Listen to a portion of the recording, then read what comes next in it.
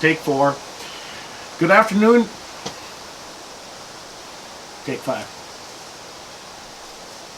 Good afternoon, YouTube. MinnesotaEric here. This is the third and final toolbox review of International 72-inch super heavy-duty toolbox. This is the 3 wheels. It's got spring-loaded wheels. I haven't rolled it very far at all since it found its home here, but when I did do it, the springs on all 3 wheels are very nice to have. If you have a toolbox where you are rolling it around, you definitely want to have springs on something this long and heavy. Also, the center wheels allow you to spin the toolbox on its own axis, so that's kind of a nice feature. The wheels are heavy duty. I like the wheels on these.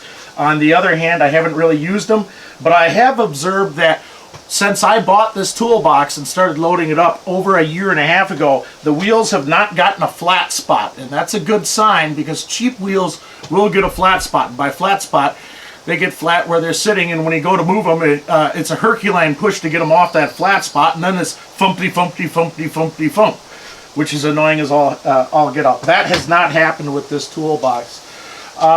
Let me detail you some of the things I've noticed and observed in the past year and a half of using this toolbox. So this isn't just like, oh, I just unboxed it and ooh ah, and I'm going to gush about it. I'm going to tell you what I really think. So when I got this toolbox, in addition, I had these little black plastic tabs.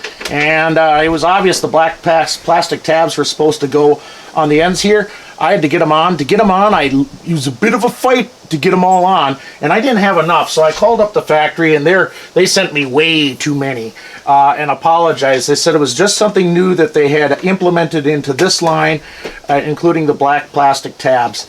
And I guess they're trying to go for a good finish. The downside is now this is a year and a half. You'll observe that I don't have a whole lot of weight in this toolbox. It's just a bunch of screwdrivers and plastic push-ins, and then one of these universal impact driver kits with all the bits and whatnot. And then in the drawer above it, you'll see I got a little bit more weight, but again, it's just grabby stuff. Okay, now here's what happens. Okay. Is these things hit each other. So the drawer slides, while still relatively smooth, they're hitting each other. There, I got a hard crash out at the very end. You know what I mean? So that is something that's I've observed happens. I can't does it do it for this one. The top drawer here is nope. I guess I'm not doing maybe a little bit, but anyway. The drawer slides work. The detents continue to work. I really like the spring-loaded detents. You can grab the drawer from any old side. I mean, something this heavy. This has got everything in all of my normal sockets, including some of my more common used 3/4 inch sockets in here. So there's a lot of weight. To be honest with you, toolbox manufacturers, I wish I had 2 drawers like this to hold all my sockets, as the rest of my 3/4 inch stuff and 1 inch drivers are still in kit form, and so when I need to get them, I have to open up, go for a witch hunt for them. That's another heavy drawer. In fact, I tell you one thing, this drawer gets open quite a bit, and the drawer slides, I mean, the drawer slides, they still slide. Winter time, everything gets a little stiff, but that's true for all these drawer slides. I think they're lubed up with a light grease. Anyway, come winter time, everything slows down. The lock quality on this toolbox is abysmal. The locks are just a bar that I gotta reach. Let me show you something. Okay, so this is my venerable Mac MB1500, which I got, I want to say, in about 1990. And it's been a pretty good box. I've had to replace all the drawer slides once. Those were covered under a complete total lifetime warranty. The problem with them is the detents eventually fail. They're made out of plastic, and eventually they crack and fail. The drawer slides themselves are always in good shape. But what I want to point, what we're here just to look at, we're in my container, so I've got a confined space here, is that when you lock a professional box, I've just locked it, okay, that drawer caught. But hey, I left a bunch of drawers open here, and I went home. But my mechanic buddies, they can start closing these drawers. Get those slides to all work here until they're all locked, and including on the side. See that this one's open, okay. All right, now when that bar pops up, there's a tendency for it to start unlocking everything. That's what I'm getting at. And the International does not have this featured. One thing that I do not like about this toolbox is its locks. 2 key. It's the same key for both locks, but in order to lock it, you got to do 2 locks. And then, if you happen to lock it and a drawer is open, you cannot, like you can on a Snap-on, a Macco, a professional level box, you cannot just simply close the drawer and it'll lock. If you do that, you'll bend the lock mechanism. In that regard, the lock mechanism is no more complicated than like a Craftsman style. It's just a bar with some tabs, and if you pull hard enough with a pry bar, you'll defeat it. So with that in mind, I don't bother locking my toolbox, because if somebody really wants to break in here when I'm not around, I'd rather have them at least not bend up my toolbox getting after the tools. And so I'm disappointed with the lock mechanism on there. And but you know, on the other hand, I paid $2,500, and the paint has held up pretty good on this thing. Again, it's going through some humidity. This is not a thermostatically controlled space that it's in, so when we get warm and cold, some stuff can sweat if it can. And so I haven't seen any rust happen on anything. My impact gun tools, those tend to get a little layer of crust on them if they're not used and they're not slimed up, and I wipe them down so they're never really slimy. But overall, I'm happy with it. At the time, if I had it to do over again, I've run into a problem where I got tools all over the place, but I'm starting to find myself with these darn 30-inch kits. In this case, this is a master pressure tester with a zillion different cap designs, and I'm finding myself with more and more of these 30-inch kits, and so having 30-inch deep drawers might be nice for stashing that kind of thing, but again, I can't imagine a 30-inch drawer and something like this top toolbox drawer. That would get, this is unwieldy, and this is, I don't know how much weight, but this thing's just right at the point of being, even no matter how buttered the slides are, just being unwieldy. And so I guess overall, would I buy this toolbox again? For the money, yeah. But I'd really think hard about stepping up maybe to a 30-inch Monsanto or something like that. I think, or it's not Monsanto anyway, Montezuma. Anyway, there's another toolbox that if you look for sales, they sell for about $3,500, comparable. At the time, they only came in black, and I cannot stand black toolboxes. The last thing I really want to do is see black tools against a black background in kind of a dark garage. And so I like the brighter colors, and I guess, you know, all toolboxes were red when I started out as a technician, so I kind of stuck with red. Speaking of which, here is a tip. If you are going to buy one of these high-end toolboxes, skip buying the candy colors, okay? At some point, somebody will drive a car, another toolbox, something super heavy, into your toolbox and wreck its finish. So it's better just to go with straight up flat colors that you can touch up instead of getting these fancy candy paint jobs. It's just not worth it. Not only that, the candy paint job doesn't affect your resale value. People will spend $12,000 on like a comparable Snap-on from this. as I detailed in my search video, I think it was my original toolbox video, a used one was going in my market for $8,000. A brand new one was about $12,000. That guy who was trying to sell the $8,000 toolbox, he sat on it for a good 6 months before it finally cooked off. So the resale value in these expensive toolboxes, you take such a loss, you could go off and buy damn near 2 of these toolboxes for the resale value that you lose in just the space of a couple of years buying a $12,000 box. Something to think about. So if you got the space, it's easier to go with these cheaper toolboxes. This is a world better than, say, a Harbor Freight toolbox, which is similar in size, but I cannot stand the way they do their drawers. And I don't know how well they handle real weight. I mean, I'll give you an idea of real weight here. All right, by real weight here, I've got my SAE and my metrics. I've got each one of my little 1/4 inch kits. If you watch my RZR replacing the wiring harness, I was chatting up how sweet these little kits are.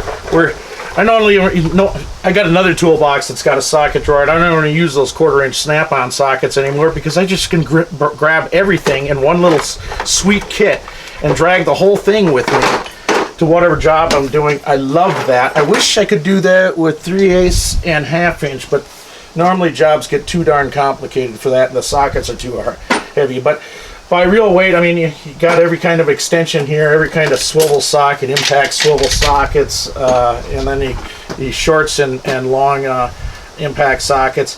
Don't have a whole lot of chrome sockets just because it seems like everything I'm doing I can put an impact gun on. So one of the biggest go-to things I've got is just a kit that's got all the different torques on it, different Phillips flats, and then the Allens. The Allens are duplicated just because occasionally I was running into something where I needed bigger Allens, and so I went off and bought a clutch kit from Northern Hydraulics to get into those larger sockets. And then but this I don't know how well a Harbor Freight's toolbox could handle this much weight. And again, I've been pulling this slide in for 1.5 years, so at this point I'm fairly happy with it. I'm not feeling it do the dippy do that tends to happen with cheap bearings. So it locks up, and then since we're doing a little toolbox show and tell, this is the catch-all junk drawer. I go in here primarily for my Allen wrenches. This is SAE wrenches. In my case, I have shorties and longs. I don't have the extra longs, I just have longs. I skip right over the regular size. I have found over 30 years, pretty much you can get away with every job with short ones and long ones. Once in a while you wish you had a super long one, once in a while you wish you had a regular one, but it does not come up. Where am I? Then we get into the metrics, same thing. I double up on these. I have some ratcheting metrics from Great Neck, and then tap and die set, bunch of wires. That comes wire replacement comes up in my life a lot with electrolysis.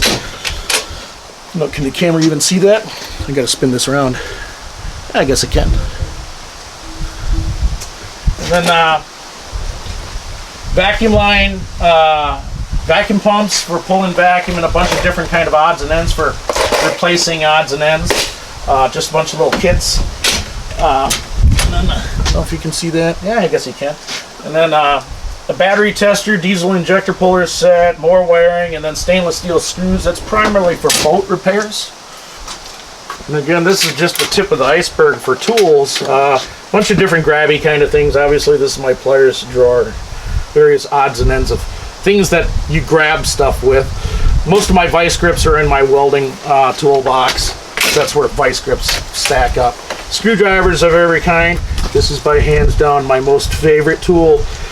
It's an overdriver. It allows you to work darn near as fast as an electric screw gun, but you still retain the ability to feel what you're working on, so you don't strip out screws. It's really good for interior work. And then these OEM tools, since I was building out a second toolbox, I didn't feel like spending more money on snap-on screwdrivers, and these I I think they're just as good a quality as the snap-ons. They've hung in there really well. The tips are, it's not even really showing hardly any wear on them. I've been using them. So, interior tools for prying apart door skins and anything else that you don't want to mar.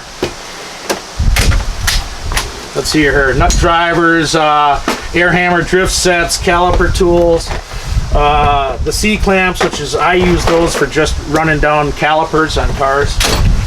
And then the impact guns, every kind of imaginable impact tool is in this drawer somewhere. I got it.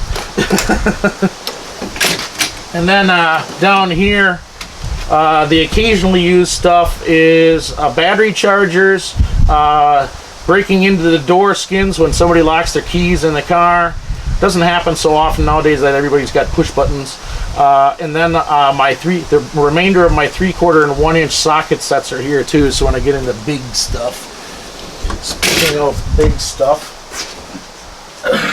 this is my 1 inch impact gun.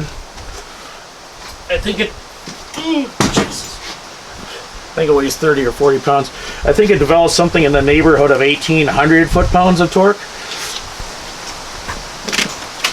And then in my case, I keep bags of hardware.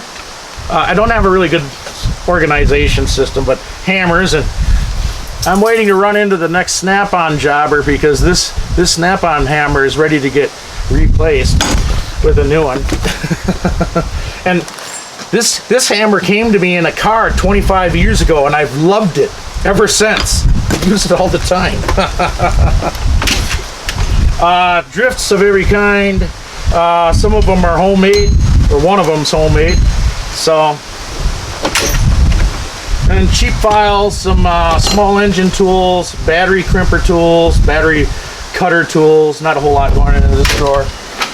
Then we get into more hardware, a couple of different voltmeters, and you'll notice, hey, nowadays, cheap $100, maybe even less, voltmeters are just as good as the flukes, and so every bit as good as the flukes.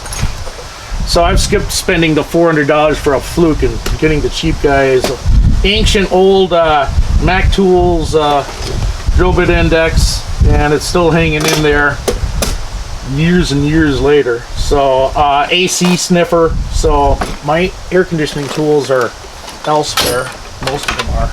And then we get into my miscellaneous wires drawer, which just comes up all the time. Probably the biggest go-to tool I've got is a test light with a voltmeter built into it. It's just awesome. Most electrical jobs I can diagnose with this tool alone. I don't even have to get the voltmeter out. And then it's got a spring-loaded clip on it, which is just the coolest thing. I thought my old snap-on one with the spring-loaded clip was the good to go until I discovered years ago these things with voltmeters built into them. I'm like, oh, cool. Anyway.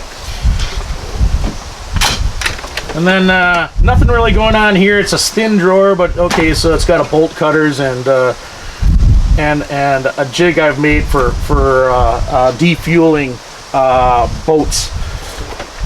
It plugs into a pump, and then the wires just get clipped onto a battery, screwed onto the battery. And then again, this is more boat stuff, the old for clamping fuel lines and whatnot, and a couple of spare springs for my landscaper rake and some other miscellaneous here, a pickle fork.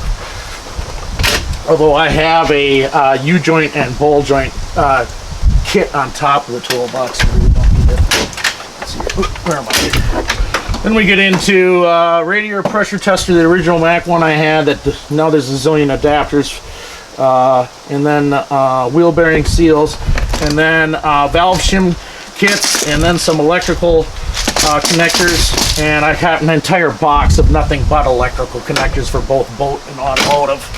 And then we get into fuel pressure testers and a snap-on bolt puller, and some helicoil repair kits that I've got left over. And that's basically a quick tour of my toolbox. At any rate, YouTube, if you want to fool your friends and neighbors and the uninitiated and those who don't know anything about big toolboxes into thinking you spent $10,000, $12,000 on a magnificent Snap-on or Macro toolbox, when in point of fact you really only spent $2,500, then my suggestion is you do this. Carefully peel back the sticker on the back side and center as best as you can your Snap-on logo.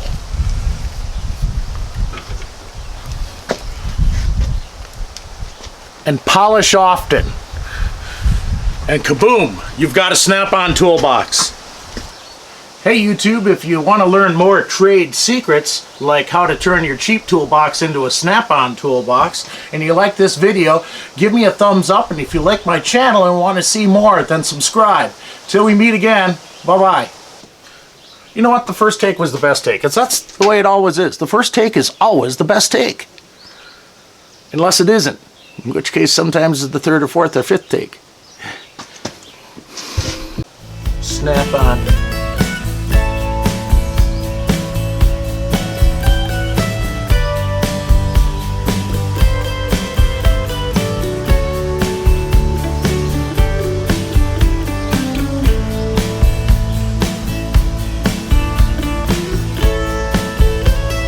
Honestly, these days, some of the inexpensive tools are every bit as good as the expensive tools.